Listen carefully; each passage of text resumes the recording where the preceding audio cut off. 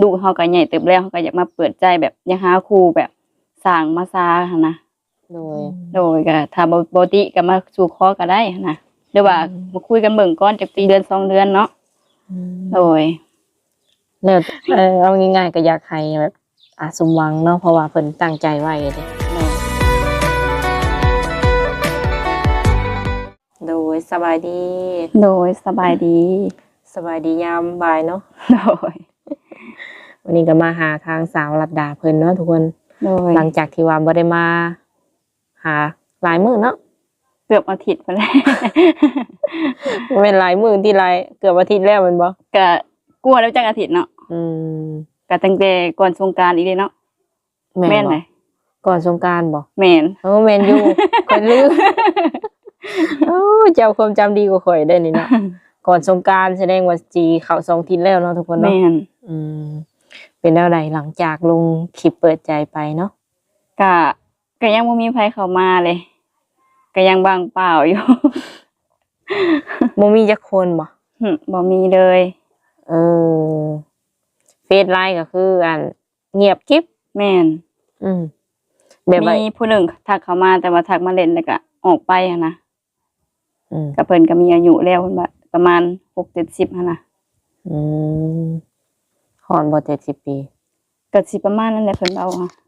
เฮาก็บ่ฮู้หั่นน่ะดูว่าเพิ่นลองใจเจ้า บางทีอายุเพิ่นบ่ฮอดแต่ว่าเพิ่นลองใจบ่หากได้เห็นหน้าเห็นตากันแล้วบ่ได้โทรคุยแบบแชทมาคุยนำกันซื่อๆหั่นน่ะมีแต่คนเดียวนั่นเพิ่นทักเข้ามาเล่น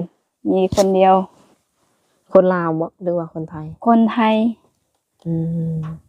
คุยกันได้ประมาณจักมื้อเพิ่นจังหายไป2 มื้อประมาณนี้แหละ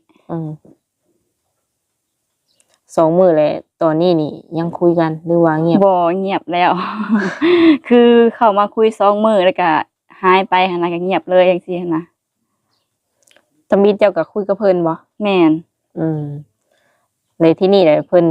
ทักมาหรือว่าเฮาทักไปอยู่บ่เพิ่นทักมาก่อนแล้วเฮาก็ตอบเพิ่นหั่นนะเพิ่นก็แบบเพิ่นว่าสะดวกคุยกันบ่เฮาก็ว่าสะดวกอยู่หั่นนะ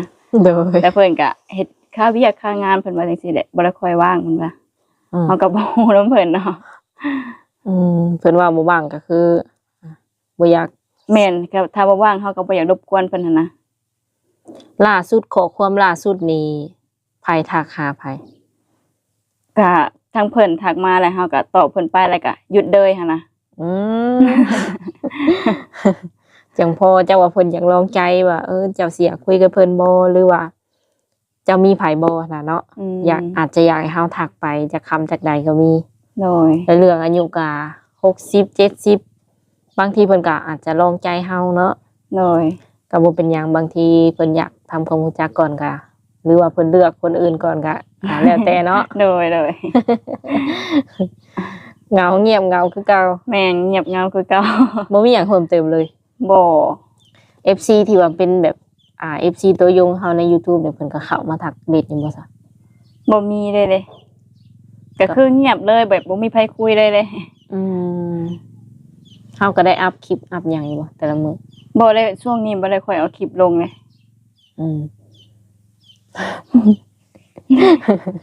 โดยบ่เป็นหยังมีแต่ว่าหาไปเนาะโดยเลยมื้อนี้ถ้าว่าสาวบุญเปียงเนาะจะมาขอ2ทางติดต่อแบบว่าแจกออกไปนำคลิปก็ได้บ่โดยได้สะดวกบ่โดยไลน์เนาะโดยมีเราเปิดให้เพิ่นเบิ่งก่อนเนาะโดยเอาเลยข่อยสิเอาเลยเด้ที่นี่แหละพอยากทักอยากคุยเนาะอยากจีบคนที่ว่ากล้าๆกลัวๆก็ลองเข้ามาคุยเบิ่งโลดเนาะบ่มักก็บ่มีหยังเสียหายดอกเนาะโดยเฮาก็บ่ว่าหรอกเนาะถ้าว่าบ่มักบ่ฮักก็ขอแค่ว่าบอกเฮาตรงๆหั่นนะบ่สะดวกคุยกับเฮาบ่หั่นนะ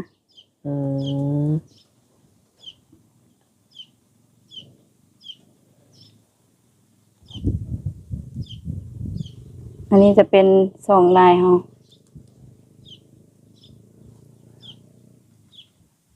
มันคือเปิดแสงแล้วบ่นี่เปิดแล้วอยากตอบแสงมันมืดบ่หรือว่ามันย้อนแสงเนาะแม่นโต โตมันอันนั้นเลยมันแบบเฮาเฮ็ดภาพวิดีโอมันตีมันก็เลยเป็นจังซี่ โอ้สาวรัดดาสาวเซโนว่ะ โดย อืม อันนี้จะเป็นทางไลน์เนาะ เฟซก็สื่อเดียวกันเดิน แม่น ได้ สื่อเดียวกัน โอ้ พิมพ์ตามนี่ก็คือจะเห็นเลยเหมือนว่า แม่น เฟซ พิมพ์ตามนี้ก็จะเห็นเลย เพราะว่าเฮาก็ใส่สื่อเดียวกับ Facebook เลยหั่นนะ อืม มันจังบ่ยุ่งยาก แต่ขนาดว่าเจ้าของคลิปว่าบ่ยุ่งยากยังบ่มีผู้ใดทักมาเลย จักสิง่ายสำใดวะ แม่น อืม หรือว่าสิเอายากกว่านี้อะนะ ว่าไม่ค่อยอยากหัวนะจ๊ะอืมสื่อเป็นอ่านภาษาไทยเนาะ แม่นเป็นภาษาไทย สาวหยังก็ว่าไหมลูก สาวรัดดาสาวเซโน อืมคนหาแม่นเห็นแล้วเนาะทุกคนเนาะ แม่น เป็นภาษาไทย โดย ฮักบ่มักนี่ก็บ่ฮักบ่มักนี่ก็บ่ได้หายเพิ่นเนาะถ้าว่าเพิ่นเข้ามาคุย ก็บ่ว่ากันหั้นนะ ก็ขอแค่ว่าเขามาคุยหรือว่า อยากคุยกับเฮาก็ได้นะแต่ว่าแบบอยากมีเพื่อนเด่นแต่กับเฮาจังซี่หั่นนะ อืม โดย สมมุติว่าอยากรู้จักแบบบ่แม่นว่าสู้สาวแต่อยากรู้จักเป็นอ้ายเป็นน้องนี่ก็ทางเจ้าก็ยินดีบ่ โดยก็ยินดีต้อนรับเพิ่นหั่นนะ อืมมีหยังก็ปรึกษาหรือว่าช่วยเหลือกันไปสิเนาะ แม่น บ่ว่าสิฐานะใดก็รับได้ตลอดหั่นนะ เหงามาดนเนาะ แม่นเงามาโดนแล้ว อืมเปิดใจครั้งแรกแล้วก็ช่วงเวลาที่ว่าผ่านมานี่ก็บ่ได้เปิดไผเข้ามา บ่ อืม ก็คือปิดกันเลยหั่นนะก็คือมาเปิดใจก็คือช่วงนี้เปิดใหม่หั่นนะ อืม ก็คือช่วงนั้นก็คือแบบบ่อยากคุยกับไผเลยแบบเฮาอิ่มอิ่มในตัวเฮาแบบเฮาเบื่อผู้ชายหั่นนะก็เลยบ่อยากคุยนำไผหั่นนะโดยก็เลยว่าคิดใหม่ว่าลูกเฮาก็ใหญ่เติบแล้วเฮาก็อยากมาเปิดใจแบบอยากหาคู่แบบสร้างมาซาหั่นนะ อืมอยากหาคนสิว่าไงสามีเนาะ แม่น ก็ได้แบบว่าเป็นที่ปรึกษาเพิ่ม โดย พาใส่กันสิบ่ แม่น อืม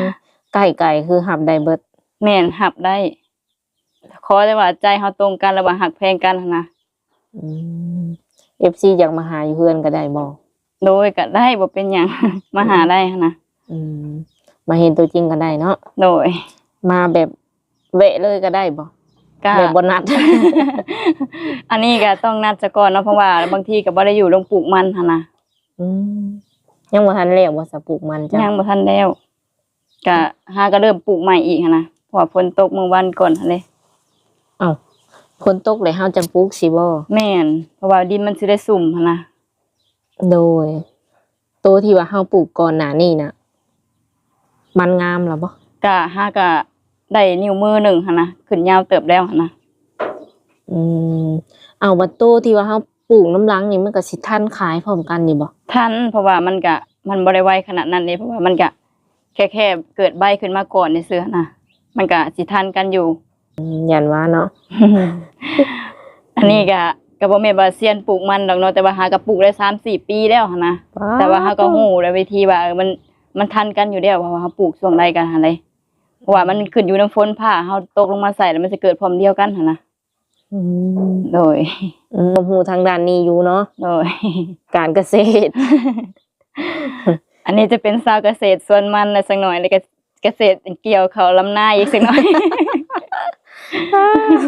อยู่บ้านมีแต่เกษตรเนาะ แม่น อืมแบบเลี้ยงปลาอีหยังนี่แบบบ่เลี้ยงบ่ ก็ปล่อยไว้กินธรรมชาติเฮาซื่อๆหั้นนะ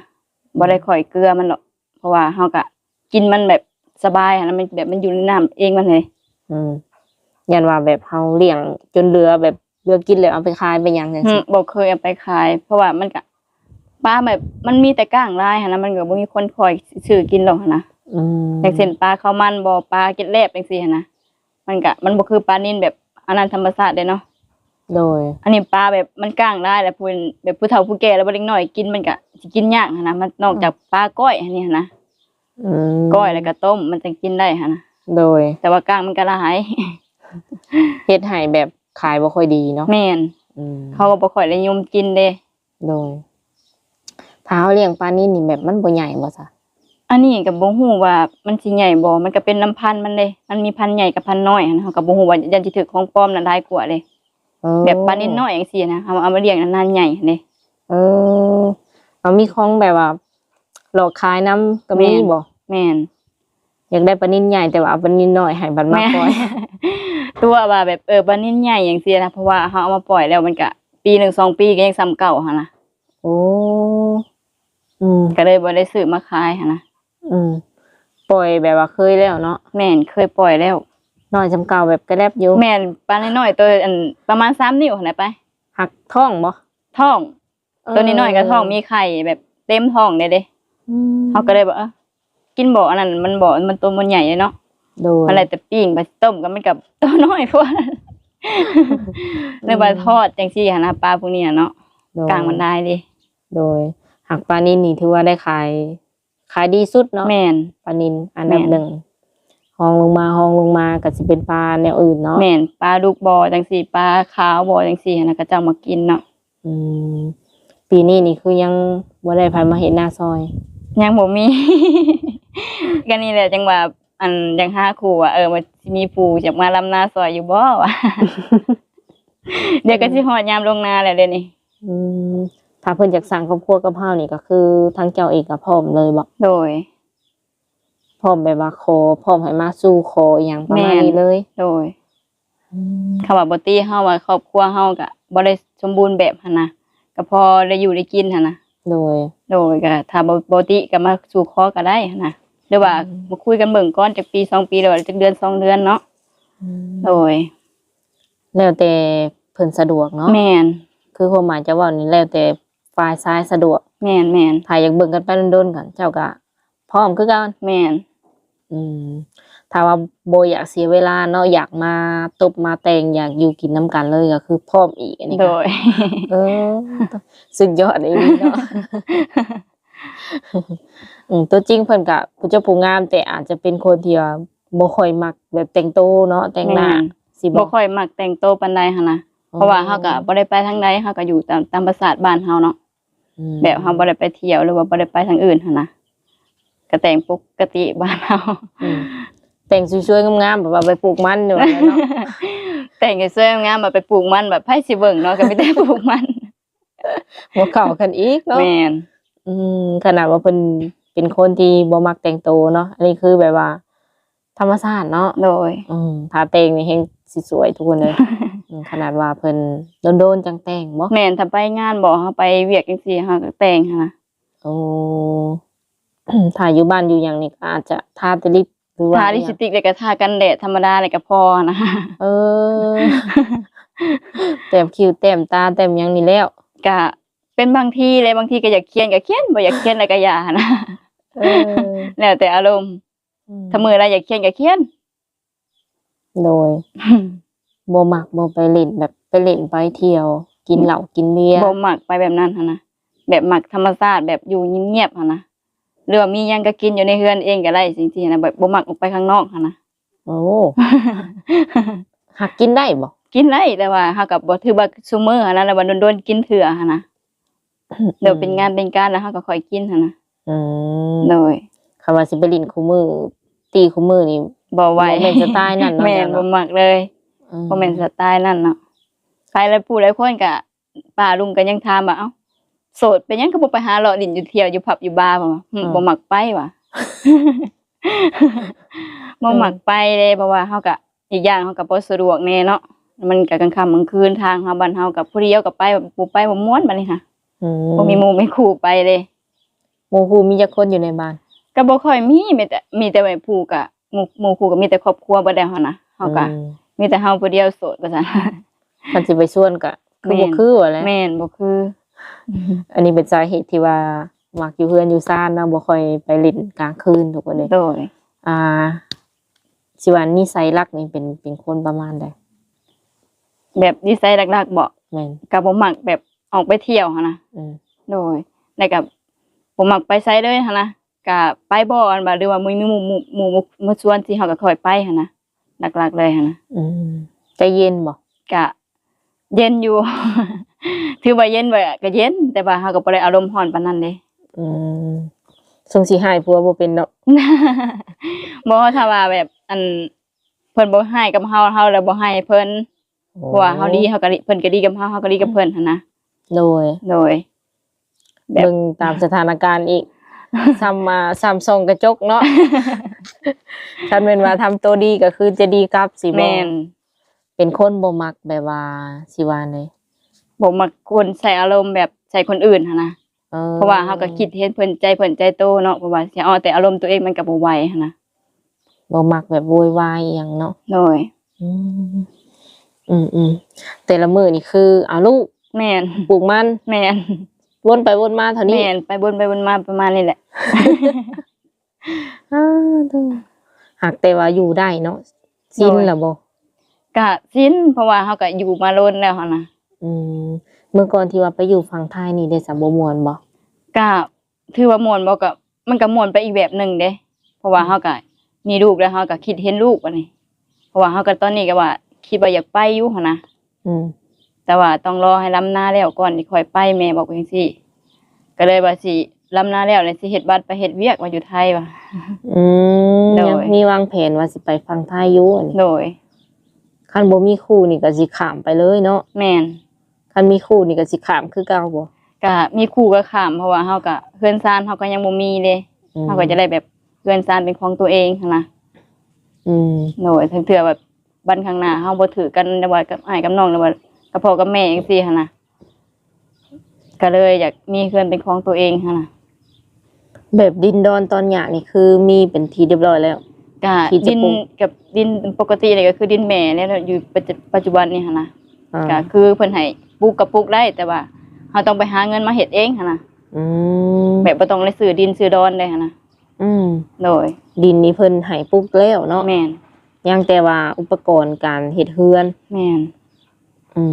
ถ้าสมมุติคนที่เพิ่นบ่มีแต่ว่าเพิ่นพร้อมสร้างไปนำเจ้า เจ้าพาหายังเพิ่นก็หาแบบมักหาดูมันอีหยังประมาณนี้ อืม คิดว่าจะแบบสร้างชีวิตคู่ไปทำกันได้บ่ อันนี้ก็บ่ฮู้คือกัน อืม ต้องลองเบิ่งก่อนหั่นนะ อืม โดย เคยแล้วบ่แบบว่าเคยลิ้มรสชาติที่แบบว่าหาไปนำกัน แม่นเคยแล้วหั่นนะก็คือสามีเก่าหั่นแหละ ก็คือเฮากับทั้งเพิ่นก็บ่มีทั้งเฮาก็บ่มีเฮาก็ไปหานํกันหั่นนะ ม โดย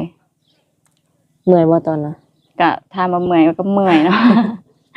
เมื่อยเลยตอนนั้นน่ะเนาะเพราะว่าเฮาก็ดิ้นรนหาอยากมีเป็นของตัวเองหั่นนะแต่เฮาก็เบิ่นสุดขีดแต่มันก็บ่มีหั่นนะ หาจักเดือนหาจักปีตอนน่ะ 3-4 ปีพุ่นเด้ ได้หยังแน่ตอนน่ะ ก็บ่ได้อีหยังเลย เอ้า2 คนหามารวมกันยังบ่ได้หยังเลยตอนน่ะ บ่เพราะว่า ตอนนั้นเฮาก็ยังบ่ได้ตกแต่งกันเด้เพราะว่ายังบ่ได้สู่ขอเลยว่ายังบ่ทันได้แต่งงานหั่นนะ ก็เลยไปหาเงินมาแต่งกันเองหั่นนะแบบไปหาเงินนำกันแล้วมาแต่งหั่นนะก็เลยยังบ่ทันได้อีหยังหั่นนะ ได้แต่เงินที่ว่าแต่งดองนั่นเนาะ แม่น เงินแต่งดองก็หาซอยกัน แม่น อันชีวิตที่ผ่านมาของเจ้า โดย เออ ก็คิดว่าเพิ่นสิสร้างกับเฮาไปดนๆหั่นนะเฮาก็เลยแบบตัดสินใจว่าเพิ่นบ่มีเฮาก็บ่มีก็ไปหานำกันมาแต่งกันจังซี่ก็น่าสิได้อยู่หั่นนะแต่เฮาก็ผ่านมาแล้วหั่นนะ อืม โดย หากได้ตบได้แต่งกันจุบเจือ โดย ก็หานำกันหั่นแหละเนาะ แม่น มาต หา บ นำ มา กั แต่ น งกันทางสาวรดาเพิ่นนี่ไปหาเงินแล้วก็เอามารวมเป็นเงินค่าดอง โดย กับสามีเก่าเพิ่นแล้วก็มาสู่ขอตัวเองประมาณนี้ โดย เนาะ อย่าง FC บ่เข้าใจเนาะทุกค โด น ยโดย ตอนนั้นนี่ค่าดองแพงบ่ของเจ้า ก็30ด้านคำบาทหนึงแล้วก็งัว2โต ยืนเบิดเลย เพิ่นคาดใบอยู่เด้แล้วเพิ่นก็มายืนตอนเฮาป้าห่างกันหั่นน่ะยืนบัดเลยหั่นน่ะ ตอนนั้นยืนครึ่งหนึ่งบ่หรือนั่นแหละ ก็บ่ถือว่าครึ่งหนึง10กว่าล้านหนึงหั่นเด้ ตอนแต่งนะ แม่นแล้วก็คำบาทหนึงงัวตัวหนึง ตัวที่ยังข้างนี่ยังงัว แม่ กับ น เงิน แล้วก็ยังงัวแล้วก็เงิน พอคำบาทเดียวเลยเนาะ แม่น หดเลย คำบาทเดียวก็คือเพิ่นมาส่งมามอบให้แล้วหั่นน่ะ อืมบัดตอนเลิกลากันนี่ คือแบบเพิ่นคืนให้เบิดเลยบ่ แม่นเพิ่นคืนให้เบิดเลย อืม เอาเงินให้แล้วก็เอางัวมาให้ อืม เพราะว่าเฮาเพิ่นขาดไว้เด้เนาะ อืม เพิ่นก็ต้องเอามาคืนเพราะว่าเฮาแม่นเป็นคนผายไปหั่นนะถ้าว่าเฮาเป็นผายไปเฮาก็ต้องเอาเงินค่าดองคืนเพิ่น อืม โดยอันนี้เพิ่นเป็นคนตัดสินใจเดินออกจากเฮาก็เพิ่นก็จำเป็นต้องเอามาให้เฮาหั่นนะ อันนี้ประเภทนี้อยู่ในลาวเนาะ แม่น เรื่องคาดองนี่ที่ว่าสามารถอันค้างไว้ครึ่งหนึงเนาะ แม่น อืม แต่ว่าถ้าผู้ใดมีแม่แบบอันใจสปอร์ตในก็แบบยืนบ่เลยหันนะแบบเฮาบ่ต้องค้างคาแบบสมมุติว่าเฮาเลิกลากันไปก็แบบไปมันหั่นนะ ก็มีหั่นนะ อืมตัวใดดีเจ้าคิดว่าถ้าสมมุติเจ้าแต่งอีกเทื่อหนึงนี่เจ้าว่าตัวใดดีสำหรับเจ้า อันสำหรับข่อยบ่ แม่น ก็แบบอยากให้ยืนบ่เลยหั่นนะเพราะมันจังดีเด้เนาะ อืม เพราะว่ามันแบบเวลาเฮาเลิกลากันไปมันก็ไปมันหั่นนะ บ่มี บ่ เยื่ ต้อง อใย แม่นบ่ต้องมีเยื่อใยหากันหั่นนะ เอออืมมันมีอยู่2แบบก็คือค้างเงินคาดอง โดย หักเงินที่ค้างนี่เอาไว้เสียตอนที่เลิกลากันบ่ แม่น สมมุติว่าบ่ได้เลิกลากันได้เงินตัวนั้นสิไปอยู่ไส ก็บ่ได้อยู่ในบางกลางเลยเพิ่นว่า อืม มันต้องมีภายในภายหนึ่งหั้นนะที่เลิกลากันไปก็คือค่าดองส่วนนั้นก็คือได้แต่ซ้ำนั่นหั่นนะนอกจากเฮาปาห่างกันไปจังสิได้หมด ตัวนั้นก็ยังเป็นลมเป็นแรงอยู่เนาะ แม่น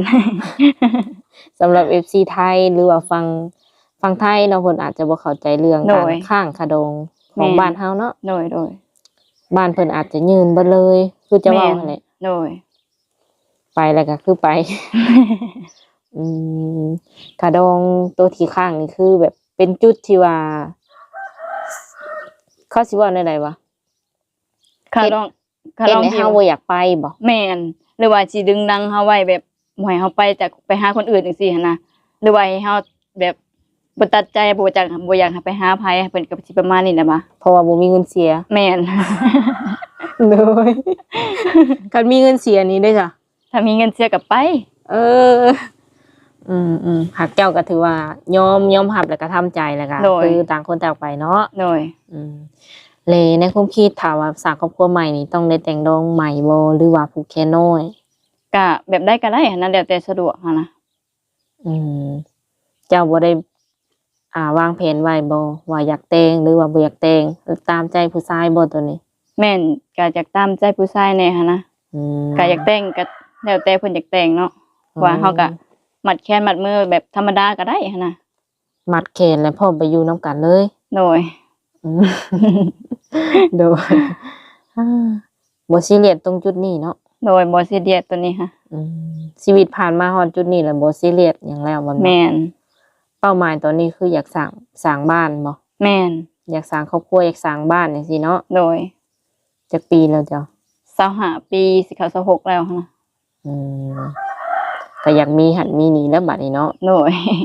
เพราะว่ามันก็เฮาก็ครึ่งคนแล้วหั่นเนาะเฮาก็คิดอยากมีหั่นนะ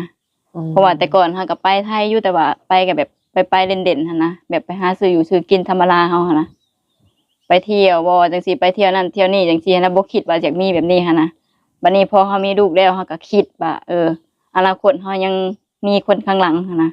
อืม ก็เลยแบบอยากสร้างครอบครัวแล้วก็อยากมีเฮือนมีซ่านเป็นของตัวเองหั่นนะ ตอนตะกี้บ่ได้คิดหยังเลยบ่ แม่น ดินแล้วก็ซื้อกินแบบอย่างก็ แม่นอยากหยังก็ซื้อกินแบบตามใจตัวเองหั่นนะ เออ บัดพอเกิดลูกมาแล้วเฮาก็คิดว่าเฮาคิดได้ว่าเฮาก็ต้องมีลูกแล้วก็มีพ่อแม่อีกหั่นนะ อืม โดย ความคิดเปลี่ยนจากหน้ามือเป็นหลังมือแล้วบัด โด นี้ ย จากที่บ่เคยคิดว่าอยากได้หันได้นี่ก็อยากได้ แม่น เพื่อลูกเนาะ แม่นเพื่อลูกของเฮาเลย เมื่อก่อนบ่มีลูกก็คือตัวคนเดียวกินหยังแล้วบ่ แม่นกินหยังก็แล้วตื่นมาก็บ่ได้กินก็บ่เป็นหยังเพราะว่าตัวเฮาเองเลยอดได้หั่นนะ อืม แต่ว่าอยากกินก็กินหั่นนะทำใจตัวเองหั่นนะนี่ก็คือ อันนี้มีแต่ให้ลูกอย่างเดียวขอให้ลูกได้กินหั่นนะตัวเองบ่ได้กินก็อย่ามัน อืม ลิ้มรสความเป็นแม่บัดนี้เนาะ โดย จังฮู้ว่ามันเป็นประมาณใดทุกอย่างลำบากส่ำใด แม่น ลูกอิ่มแล้วแม่จังกินบ่ แม่น คำนี้นี่ถือว่าใช้ตลอดมาเนาะ โดย อืมโอเคสาธุคนเลยการส่งทางติดต่อทางสามเพียงเองกระจอกอาจเจาะว่าจะแจกออกในช่องแล้วเนาะ โดย อืมคิดนี่มันเป็น QR code บ่คือว่าสื่อมัน ชื่อซื่อๆบ่แม่น QR code หั่นนะ สมมุติว่าคนหาสื่อมันก็สิขึ้นบ่ไลน์ อันนี้ก็บ่แน่ใจเพราะว่าเฮาก็บ่ได้ค่อยมักเล่นได้เนาะ แต่ส่วนได้มันต้องมี QR code นะเนาะเพราะว่ามันจะได้ยิงกันง่ายๆหั่นนะ แม่นลองเอา QR code มาใหม่ดูขอยยันได้กลับมาหาเจ้าอีก กลับมาบัดนี้แล้วขอยอยากฟังว่ามีครูแล้วเนาะ